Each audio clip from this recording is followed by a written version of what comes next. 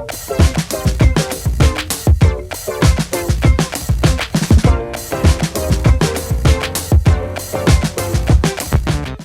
vamos lá, gente. Vamos seguir aqui com os princípios agora da ação penal privada.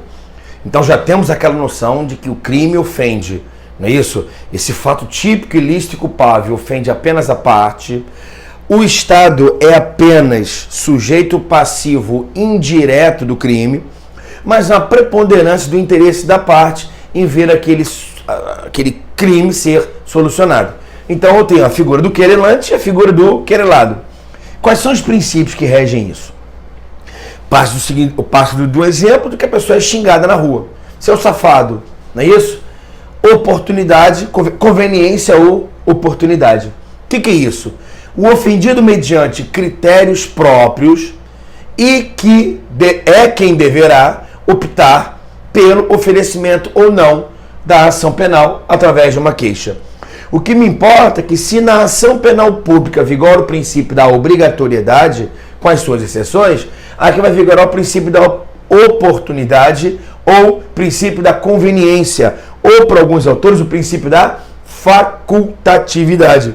Então estou diante aqui do princípio da oportunidade, facultatividade ou princípio da conveniência. Ocorre antes do início da ação penal privada. Então, onde leia-se na ação penal pública o princípio da obrigatoriedade, aqui eu vou ler facultatividade, oportunidade ou conveniência.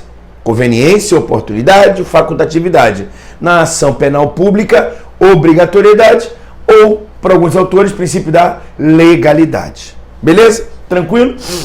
Isso vai direto agora nos influenciar aqui na ação penal privada. Uma observação que já vi objeto de prova é chamada streptus iudicius. O que é o chamado streptus iudicius?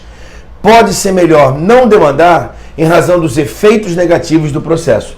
Então, muitas vezes a pessoa pensa nisso. Cara, eu vou entrar com a queixa contra ele. Eu vou ter que ir ao fórum. Eu vou ter que fazer as audiências. Eu vou ter que contratar um advogado. Eu vou ter que pagar o advogado. Eu vou ter que ir, eu vou ter que dar as informações, e eu vou ter que ficar encontrando com ele em audiência. Pode ser, não é isso, que não demandar em razão dos efeitos negativos do processo. Ao final dessa parte de ação penal, eu vou conversar com os senhores do garantismo penal. Tá claro? Só para lembrar que a ação, não é isso, o próprio processo em si já é um fardo para o réu. Tá claro? Se ligue quando eu falo da ação penal privada, que eu quero conversar com vocês um pouco agora, é a ação penal privada subsidiária da pública. Então, se eu tenho uma ação penal privada, é isso, os princípios dela dizem o seguinte, olha, artigo 5º, inciso 59 da Constituição. Será admitida ação penal privada nos crimes de ação penal pública se essa não for intentada no prazo legal. E aqui eu converso com vocês qual é esse prazo legal. Qual é o prazo que a pessoa tem para entrar com uma ação penal privada. Tá claro? O prazo, gente, é um prazo de decadência. Prazo decadencial. Não esquece isso. Decadência. Tá aqui, ó. Salvo disposição em contrário, o artigo 38 do Código de Processo Penal, o ofendido ou seu representante legal vai decair, vai ocorrer a decadência. Decairá no direito de queixa, nos crimes de ação penal privada, bem como o direito de representação nos crimes de ação penal pública condicionada à representação. Então ele tem um prazo, se não exercer dentro do prazo de 6 meses. Por favor, cai muito em prova isso. 6 meses, contado do dia em que vier a saber quem é o autor do crime. Autor do crime. Se liga que você vai avaliar o seguinte, eu estou falando de decadência, não esquece mais isso. Em regra, a decadência, a pessoa perde o direito de ação. A decadência é a perda do direito da ação.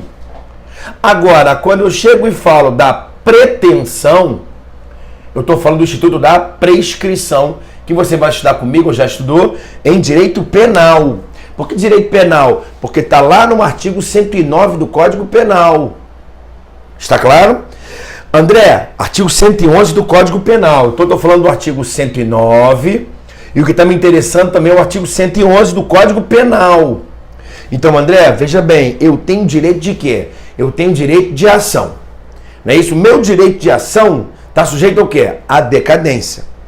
Quando é que se opera a decadência? O prazo de 6 meses se liga não quando ocorrer o crime, mas quando eu souber quem é o autor deste crime. Então o prazo decadencial começa a correr do autor do crime. Por quê? Porque se a decadência é o direito de ação que eu tenho, eu só posso demandar contra o autor. Por isso que eu só vou poder ter esse prazo de decadência quando eu souber quem é o autor. E porque é um direito de ação, eu perdi meu direito de ação. É diferente a perda da pretensão punitiva do Estado. Pede-se a pretensão punitiva do Estado. Pede-se o desejo de punir alguém, que é através da prescrição. E quando você vai lá no artigo 109, são prazos diferentes, que vão variar de acordo com a pena máxima combinada pelo crime e principalmente o termo inicial disso. Em regra, quando o crime ocorre, quando o crime se consuma. Tem exceção lá, você vai ver. Se for menor de 18 anos, quando ele completar a maioridade. Crime permanente, quando cessar a permanência. A gente conversa, inclusive, sobre a súmula 711 do Supremo Tribunal Federal, mas isso eu vou deixar para direito penal. O que me importa agora, para essa aula, é saber o seguinte: qual é a diferença, professor, de decadência e prescrição? Duas diferenças gigantes. A decadência é a perda do direito de ação. A prescrição é a perda da pretensão punitiva do Estado. Primeira diferença. Segunda diferença, a decadência, ela começa a correr da data em que a pessoa sabe quem é o autor do crime. E a prescrição da data, em regra, do fato, da consumação do fato criminoso. Então eu gosto de dar esse exemplo, né, que vou até que mudar aqui, antes eu dava o exemplo do estupro, né, que agora o estupro, a ação penal é pública incondicionada, não é mais condicionada à representação, né? Então eu dou o exemplo, por exemplo, onde a pessoa então agora é xingada na internet. A pessoa é xingada na internet através de um robô, não é isso? De uma página fake. Ela não pode representar ainda, nem entrar com uma queixa porque ela não sabe contra quem. Então ela tomou conhecimento, o crime se consumou hoje, ela se consumou hoje, sei lá, no dia 10 de janeiro, não é isso? Não que nós dizemos dia 10 de janeiro, tá? 10 de janeiro, o crime se consumou hoje, porque eu fui ofendido na minha honra, tá claro? O prazo de prescrição vai começar a correr no dia 10 de janeiro.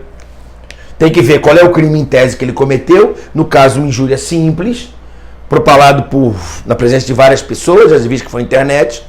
Eu vou analisar a pena máxima, eu vou analisar o prazo de prescrição de acordo com a pena máxima. A prescrição vai começar a correr no dia 10 de janeiro. E o prazo de decadência começou a correr? Não, porque eu ainda não sei quem é o autor do crime. Vou na delegacia, delegado investiga, está investigando, demora 1 mês, 2 meses, 6 meses, 1 ano, 2 anos, 3 anos, o prazo de prescrição está correndo. Tá claro? Eventualmente eu descubro lá, não é isso? 2 anos e 3 meses depois, quem foi o autor do crime. Que foi inclusive meu vizinho, gente boa. Tá claro? Foi ele que propalou aí essa informação.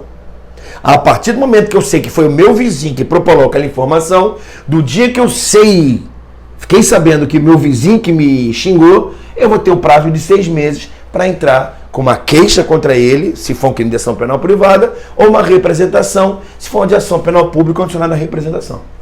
Então, eu posso ter um crime prescrito sem que tenha havido a decadência, e pode haver a decadência sem que o crime tenha prescrito, ok? Crime prescrito sem decadência, pode haver a decadência sem a prescrição. São institutos que falam de direitos diferentes, um da pretensão, outro do direito de ação, bem como também prazos diferentes e bem como termos iniciais diferentes. Vai tomando o hábito. Se eu falar termo inicial, eu estou falando termo acuó. Se eu falar termo final, eu estou falando de termo ad quem. Professor, o que é prazo? Meu amigo, prazo é o lapso temporal entre os termos. Termo inicial, prazo, termo final. Então, prazo é o lapso temporal entre os termos. Termo, evidentemente, inicial e termo final. Não vai vir na prova termo final e inicial. Vai vir termo inicial, que é o termo acuó, e o termo final, ad quem. Simples assim. Tá claro? Até porque você sabe que nos prazos processuais não conta o termo inicial, mas conta o termo final. Não é verdade? A data, mas é o termo. Nos prazos processuais, não conta o inicial e conta o final. Nos prazos materiais, conta-se o inicial e não conta-se o final. Como esse prazo de decadência há uma preponderância de ser uma norma processual mista, conta-se o prazo do dia que ele sabe quem é o autor e não conta-se o termo final como se fosse um prazo material. Perfeito? Tranquilo? Então tem isso aqui. Então, André, decadência, queixa ou representação, dentro do prazo de 6 meses, quando souber quem é o autor do crime. Ponto. Barra. Ou, no caso da ação penal privada subsidiária da pública, o prazo de 6 meses não vai correr quando souber quem é o autor do crime, mas sim no momento que o Ministério Público ele torna-se inerte. E quando é que o Ministério Público é inerte? Artigo 46 do Código de Processo Penal. Quando o prazo para oferecer a denúncia ele se esgota. Então, olha só, o prazo, CPP, o prazo para oferecimento da denúncia, estando o réu preso, será de 5 dias, contados da data em que o órgão do MP receber os autos de inquérito policial, bem como de 15 dias se o réu estiver solto ou afiançado. Ponto. Está claro? No último caso, se houver devolução do inquérito policial para a autoridade policial, baixando para novas diligências, não é? Contar-se ao prazo da data em que o MP receber novamente os autos, claro. Está claro? Então, André, o que eu preciso saber? Para entrar com uma queixa, 6 meses, quando souber da autoria do fato. Se for um crime de ação penal pública condicionado à representação, um prazo de 6 meses para representar. Mas é um crime de ação penal pública, nós vamos estudar isso. Se for uma ação penal privada subsidiária da pública, eu já conversei com vocês, o promotor deveria ter oferecido no prazo de 5 dias preso, 15 dias solto, ficou inerte, e eu tenho uma ação penal privada subsidiária da pública. Qual é o prazo que eu vou entrar com uma queixa subsidiária ou queixa substitutiva? 6 meses, a partir do dia em que o prazo do Ministério Público se esgotar para oferecer a denúncia. Por que eu só vou contar esse prazo de 6 meses depois que o prazo do MP se esgotar? Porque é só depois do esgotamento do prazo do Ministério Público é que eu fico sabendo que ele está inerte. Enquanto estiver no prazo do MP oferecer denúncia, não há que se falar em inércia, porque o prazo ainda está correndo. Isso não é óbvio, isso? Quando eu falo do princípio da oportunidade, quando eu falo de um princípio que vigora antes do início da ação penal, o instituto adequado é o instituto da renúncia. Artigo 49. A renúncia ao direito de queixa. Então, André, a renúncia ocorre em que tipo de ação penal? Só na ação penal privada. E na ação penal privada, a renúncia ocorre quando? Antes do início da ação penal.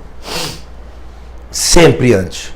Então, entenda, a decadência pode ocorrer na ação penal privada ou na ação penal pública condicionada à representação. Porém, a renúncia só pode ocorrer na ação penal privada. O MP jamais poderia renunciar ao direito de ação penal, porque a ação penal ela é obrigatória. Vigora o princípio da obrigatoriedade. Então, o MP não pode renunciar. Mas a parte, o querelante pode renunciar? Pode, porque o direito é dele de entrar com a ação. Renúncia ao direito de queixa. Está claro? Em relação a um dos autores do crime, a todos se estenderá. Já estou dando a dica que vai ter o princípio da indivisibilidade. Então, se eu renunciar para um, estou renunciando para todos. Se eu entrar com a queixa em face de um, tem que entrar em face de todos. Nós vamos conversar sobre isso. Está claro? O que me importa é que renúncia ocorre antes, em razão do princípio da conveniência, oportunidade ou facultatividade. Maravilha? Se esqueceu na hora da prova, é só você pensar quando o cara renuncia à herança. André, quando eu renuncio à herança, eu renuncio quando? Cara, pela própria essência da palavra, se está renunciando, você está renunciando antes de receber. Tá claro? Se você tivesse recebido, você poderia depois desistir, mas renunciar jamais porque já recebeu. Então a renúncia ocorre antes. A renúncia ao direito de queixa significa dizer que você ainda não entrou com a queixa. Maravilha? Tranquilo? Beleza. André, e na ação penal privada, depois de iniciada a ação penal? Como é que vigora na ação penal pública? Eu conversei com vocês, princípio da indisponibilidade, artigo 42 e 576, na ação penal pública. Significa dizer que a ação penal pública, quando ela é iniciada, ela vai chegar ao seu final. Não é isso? E na ação penal privada? Vigora o princípio da disponibilidade. Significa dizer que nada impede que o autor, no caso o querelante, na ação penal privada, desista da ação penal. É possível que ele desista? Sim. E além do mais, ele pode perdoar o réu. Olha o que diz o artigo 51. O perdão concedido a um dos querelados aproveitará a todos. Ah, André, então se eu tiver 3 réus e perdoar um, esse perdão se estende para todos? Perfeitamente. Sem que produza, todavia, efeitos em relação ao que recusar. Ah, André, quando ele fala recusa, tem que haver concordância da outra parte? Perfeitamente. Então agora eu vou dar para você 2 diferenças importantíssimas. Quando eu falo de renúncia, ela ocorre antes do início da ação penal. Renúncia ocorre antes do início da ação penal. O que mais? Em razão do princípio da facultatividade, oportunidade ou conveniência. O que mais? Como é antes de iniciar o processo, eu até falo para meus alunos isso, é um ato bilateral ou unilateral? A renúncia tem que ter concordância da outra parte? Que parte? Se é antes de iniciar o processo. Eu renuncio um direito que é meu, que é entrar com queixa. Então a renúncia é um ato unilateral. André, a quem depende renunciar à herança? A você, é só renunciar. É um ato unilateral. Facultatividade, conveniência, oportunidade, vigora antes de iniciar a ação penal. Está claro? É óbvio que você chega à conclusão que quando eu falo de perdão, o perdão evidentemente é depois de iniciar a ação penal, no curso da ação penal. O que mais? É em razão do princípio da disponibilidade, não facultatividade. E se você está perdoando o réu, é óbvio que eu preciso de concordância do réu, que é um ato bilateral. O réu pode perfeitamente falar, olha, não aceito o seu perdão, porque não há do que ser perdoado, porque eu sou inocente. Como é que eu, sendo réu num processo, tendo certeza da minha inocência, eu vou aceitar um perdão seu, haja vista que eu não preciso do seu perdão? Então eu não aceito, recuso o seu perdão. O perdão só vai surtir efeitos se a pessoa aceitar. Aproveitará todos, sem produzir, todavia, efeitos em relação ao que recusar. Isso é importantíssimo. E é óbvio que nos 2 institutos vigora o princípio da indivisibilidade. A renúncia em face de um acarreta a renúncia em face, estende-se para todos. O perdão em face de um, o oferecimento do perdão já estende-se para os demais. E só vai surtir efeitos para aquele que aceitar. Por que isso, André? Por que na ação penal privada vigora o princípio da indivisibilidade? Aí não há dúvida nenhuma.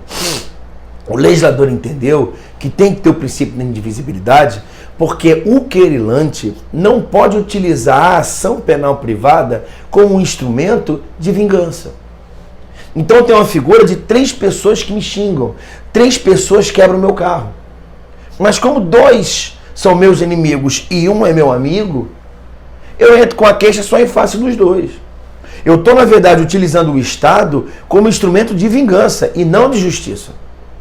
Por isso que vigora, sem dúvida nenhuma, o princípio da indivisibilidade. Que eu vou conversar melhor com os senhores daqui a pouquinho. O que mais, André? Perempção. André, o que eu posso fazer no curso da ação penal? Tá? A perempção. Nos casos em que somente se procede mediante queixa, considerar-se a perempta a ação penal, que é o caso de desistência da ação penal. Então, André, o que o querelante na ação penal privada pode fazer? Ele pode utilizar estrépitos e indícios? Pode. Cara, eu não quero nem saber desse assunto, porque eu acho que o processo vai me causar um dano maior do que efetivamente a condenação dele. Beleza. Não, André, eu quero entrar com a ação. Você pode. renunciar ao direito de ação antes. Depois que inicia, eu posso fazer duas coisas. Eu posso perdoar o réu, aí o réu vai ter que aceitar, ou eu posso simplesmente desistir. A desistência gera o quê? A perempção. O que é a perempção? É um efeito jurídico da desistência da ação penal. André, a ação penal pública pode haver a perempção na ação penal pública? Não, porque o MP não pode desistir da ação penal em razão do princípio da indisponibilidade da ação penal. Então, quais são os três institutos? Olha só, hein? Quais são os três institutos exclusivos da ação penal privada? Renúncia, perdão e perempção. Só pode ocorrer na ação penal privada. E o que pode ocorrer na ação penal privada ou na ação penal pública condicionada à representação? A decadência. Então, quais são os quatro institutos? Na ação penal privada, decadência, perempção, renúncia e perdão. Sendo que a decadência também pode ocorrer na ação penal pública condicionada à representação. Decadência a prazo de 6 meses, perempção, estou desistindo da ação penal. Os incisos do artigo 60 te diz quais são as hipóteses que ele desiste. Aliás, quais são as hipóteses que ele desiste? Vamos logo lá, não sei se vai estar lá na frente, já falo logo. André, nos casos em que somente se procede mediante queixa, considerar perempta a ação penal. Está lento o computador, não sei porquê. Vamos lá. Bora. Vai lá no artigo 60. Tá? Quando iniciada a ação penal privada, o querelante deixar de promover seu andamento por 30 dias consecutivos. Tá aí. Tá acompanhando com o código? Você não volta para cá, filho? Mas tudo bem. Segundo, quando o cara falece ou fica incapaz, o CAD, se lembra? Não dá continuidade nos 60 dias. Essas duas nós já vimos. Terceiro que eu não vi com você, olha, quando o querelante deixar de comparecer sem um motivo justificado a qualquer ato do processo, a que deve estar presente. Barra. Então, André, quando é que eu vou entender que ele está desistindo? Quando ele não dá andamento por 30 dias consecutivos. Segunda hipótese, quando ele morre, ou fica incapaz, ou fica ausente. Eu chamo o CAD, cônjuge, ascendente, descendente, irmão, no prazo de 60 dias e ninguém se manifesta. Terceira hipótese, quando o cara, o autor, não comparece ao ato processual, ele deve estar presente, como por exemplo a audiência, salvo motivo justificado, claro. Compareceu a audiência por quê? Não trouxe advogado, não veio, está todo mundo aqui menos ele, desistiu. Ou então, quarto motivo, deixa de formular um pedido de condenação nas alegações finais. Isso nós vamos conversar. O advogado dele fala, no final não pede a condenação. Tá claro? Pô, parece que se ele falou e não pediu condenação, a falta do pedido condenatório está desistindo da ação penal. E por último, se eu estiver falando de pessoa jurídica, essa é extinta pela falência, pela fusão, pela cisão, que criou duas diferentes, e não deixou sucessor. Tem que deixar um sucessor no representante legal. Essas são as hipóteses que a lei entendeu que o réu, que o autor ele está desistindo da ação penal privada. Existe um autor, digamos que ele seja, assim, não vou dizer minoritário, porque parece que ele tem, mas é um cara que tem umas posições, um autor, umas posições diferentes, que é o André Nicoliti. Inclusive, ele é examinador da banca de delegado da Polícia Civil do Estado do Rio de Janeiro. E ele fala, olha que interessante, ele pega a perempção, ele entende que, depois que veio a Constituição, falando que, do artigo 5º, inciso 78, que os processos têm que ter uma duração razoável, olha a digressão que ele fala. Ele vem aqui e fala o seguinte, olha só, pô, eu estou pegando aqui a Constituição. A Constituição, lá no inciso 78, olha o que ela fala no inciso 78. Olha lá, pô, veio pela emenda constitucional 45, de 2004. A Constituição não pode ter palavras vazias. Então eu vou ler aqui o artigo 5º, inciso 78. A todos, no âmbito judicial e administrativo, são assegurados a razoável duração do processo e os meios que garantam a celeridade de sua tramitação. E os meios que garantam a celeridade.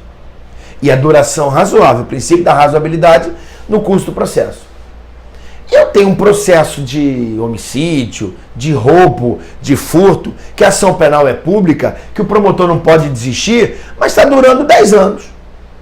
intima o cara não vem, remarca a audiência. Resumindo, o André Nicolete, ele sustenta a tese de que é possível a perempção em crimes de ação penal pública proposta pelo Ministério Público com fundamento no artigo 5º 78 em razão da duração razoável do processo. Se o processo estiver demorando de forma excessiva, de forma desarrazoada, o juiz pode aplicar, por analogia, a perempção e extinguir o feito. Maravilha? Concordo, discordo, tá maluco e tal.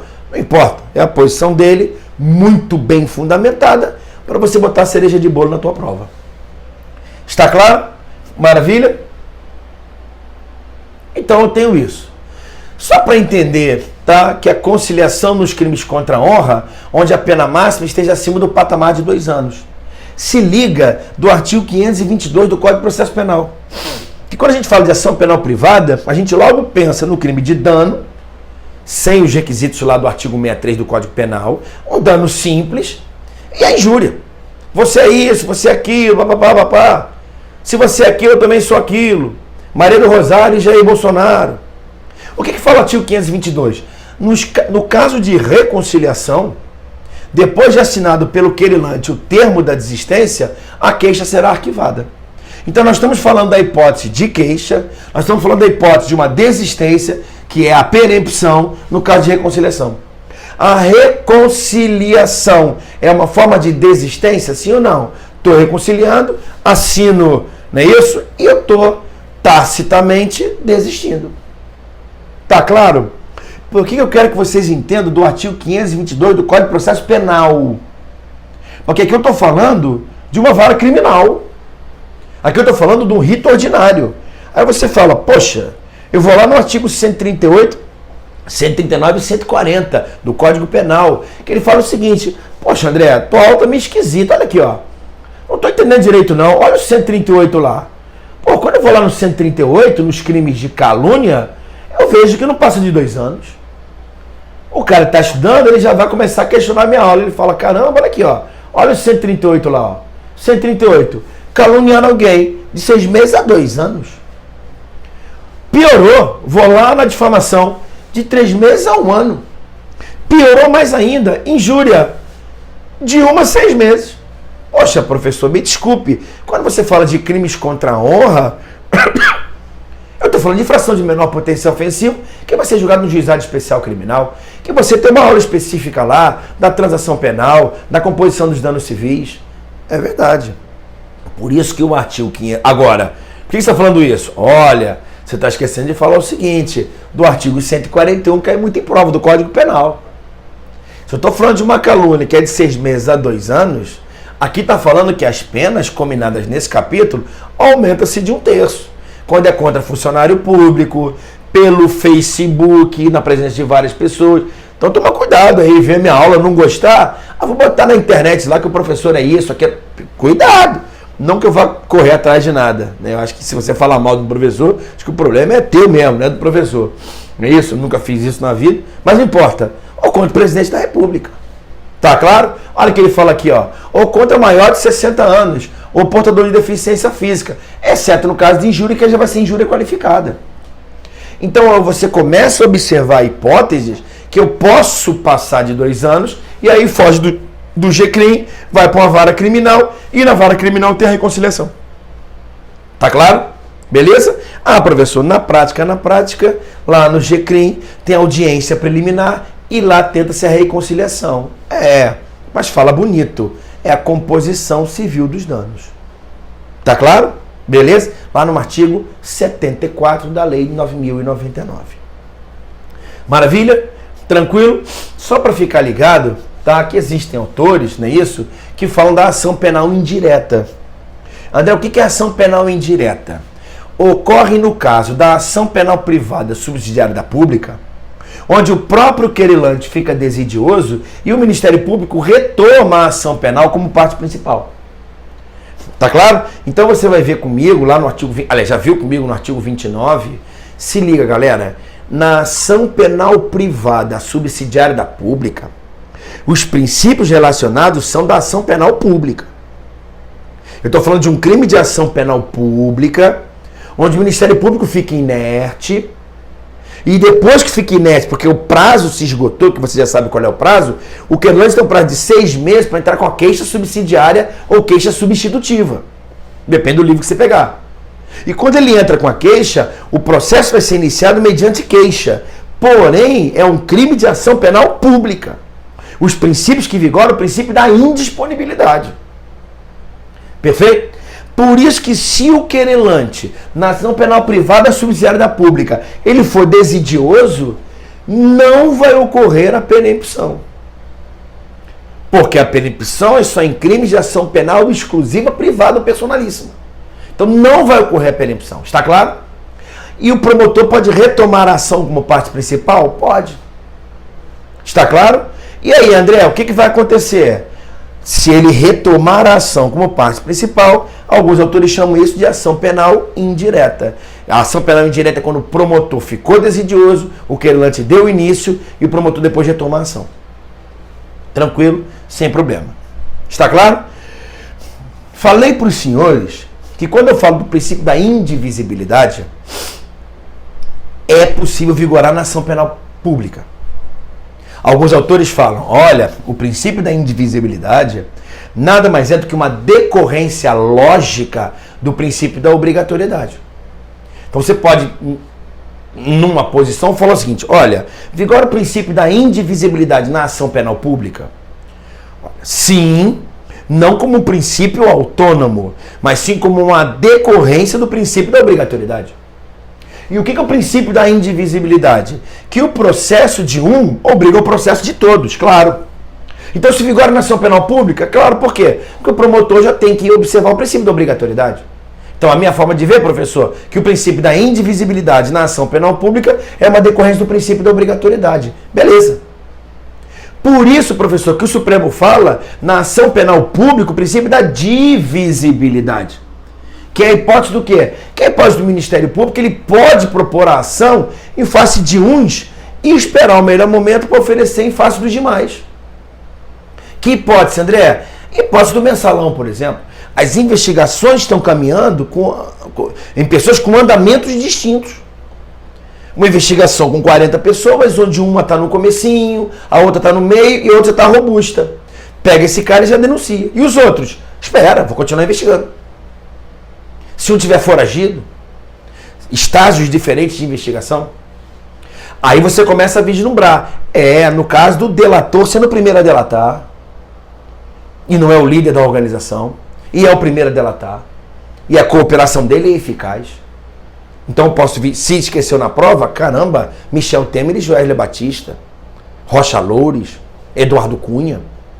Parece que está todo mundo numa organização criminosa, mas como Joesley Batista delator primeiro e não é líder da organização, tá estranho?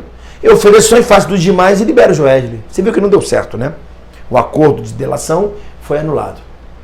Está claro? É uma hipótese. Como também, André, é possível vigorar o princípio da divisibilidade na hipótese de transação penal.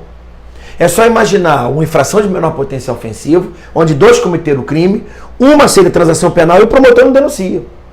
E o outro não cabe transação para ele, por quê? Porque ele é reincidente, porque ele já foi beneficiado nos últimos 5 anos. Então oferecendo-se em face dele. Então é possível, num crime de ação penal pública, eu ter duas pessoas, uma não ser denunciada e outra sim? Sim. Qual a hipótese? Acordo de delação, hipótese transação penal, hipótese réu foragido, hipótese estágios diferentes na investigação. Então o Supremo reconheceu na ação penal 370 o princípio da divisibilidade. E na ação penal privada? Ah, meu irmão, não tem jeito. A lei falou o seguinte, cara, você querelante na ação penal privada, ou em face de todos ou em face de ninguém. Como você não tem nas tuas costas o princípio da obrigatoriedade, mas sim o princípio da facultatividade, ou conveniência ou oportunidade, se você decidir demandar, vai ter que ser em face de todos. Está claro? Maravilha? Já passei de 30 minutos. Vou dar um intervalinho para falar com você com relação ao princípio da indivisibilidade na ação penal privada.